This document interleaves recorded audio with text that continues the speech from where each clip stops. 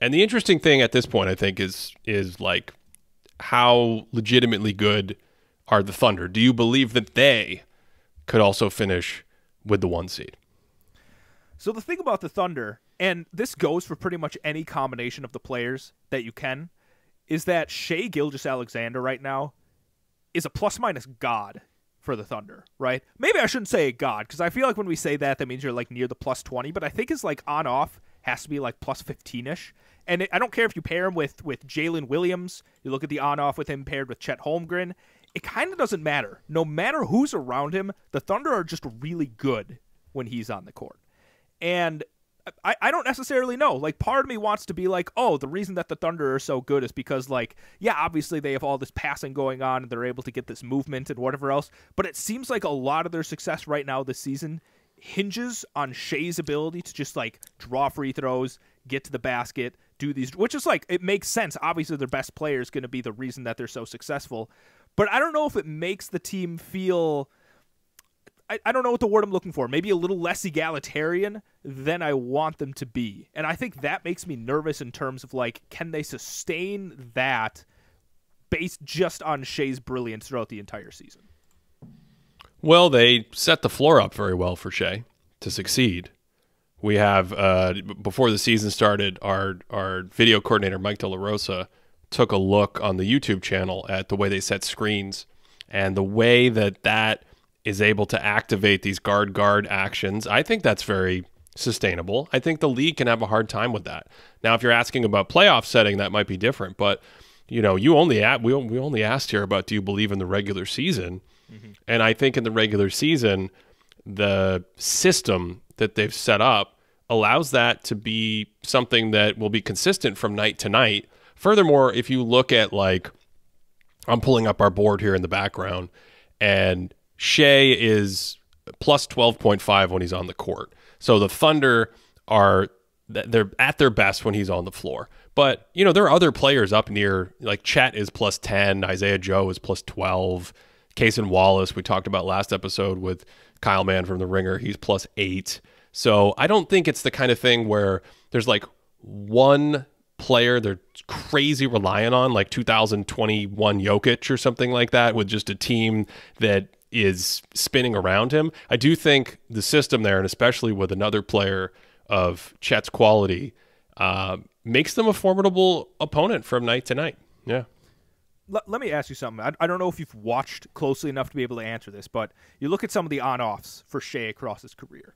And, like, on offense, they're plus 7.7 on-off with Shai, right? So the offense is 7 points better. 7.7 points per 100 possessions better when he's on versus off. That's pretty consistent from what we've seen across, like, the last 5 seasons with him. Like, this makes a lot of sense. But on the other side of the court, defensively, this is the first season in his career where the defense is actually better when he's on the court versus off the court. And it's usually been, like, 3 points worse, 3.5 points worse, almost 7 points worse when he's on the court. But right now, this season, it's almost 5.5 points better when he's on the court. And part of that, I mean, not just part of that, that's like about half juicing the on-off numbers that we're seeing from Shai. So are you seeing, like, have you seen a huge jump defensively from Shai this season? Or do you think, like, in general, do you think the Thunder's defense looks a lot better for any reason? Is there systematic things that they're running that's kind of insulating a little bit more? Or do you think there's maybe some kind of numerical anomaly going on there? I love how you went from a 10-game stats embargo to 15 games of plus minus compared to the last 4 years. That happened very quickly. That escalated very quickly. Listen, the numbers are available. Once I take it, like, here's the thing. When you have a kid and the kid's, like, running around and you don't ever let them have any candy, right? Listen, you don't get anything. But then you, like, let them go and you throw them in a candy store and you're like, do whatever you want. I'm not going to watch for the next 20 minutes. That kid's going to go crazy, right?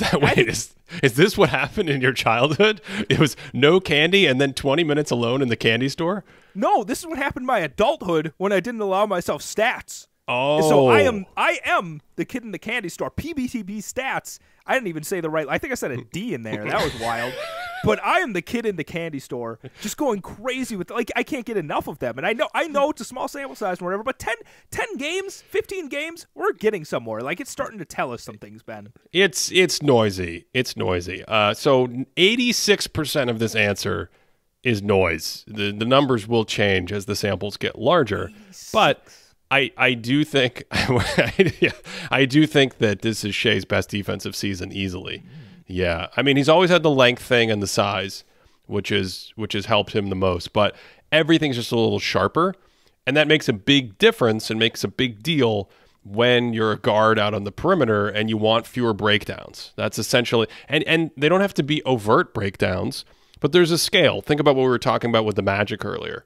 Like Suggs and Caruso and guys like that are over on one extreme end, which is it's hard to even get into your actions. We probably should have mentioned that. Like, there are possessions against Orlando where it's like hard to even get into the action sometimes because their ball pressure is so good. All the way down on the other end of the scale is the Matador. You know, like you just go right by them. There's just a revolving door. Nothing's there. There's no resistance. Shai was never the Matador. Shai to me was somewhere in like the 30th percentile of that scale, where it's soft and you're missing resistance and there's too much space at times for the player to attack. And he's just tightened that up. He's just quicker and more reactive at the point of attack, I think. So I do think you'll see this season be his best defensive season in the numbers. I would not be surprised by that at all. I'm thinking back to a game recently when they were playing the Warriors, and it was like clutch time. Like, Steph Curry was getting in his bag. He's all like, wah, wah, wah, like in between the legs, and he's like, I'm going to fire up a pull-up three. Shai straight up blocked it. Thanks for listening. You can find the full episode of this Thinking Basketball podcast on Apple Podcasts, Stitcher, Spotify, or wherever you enjoy podcasts.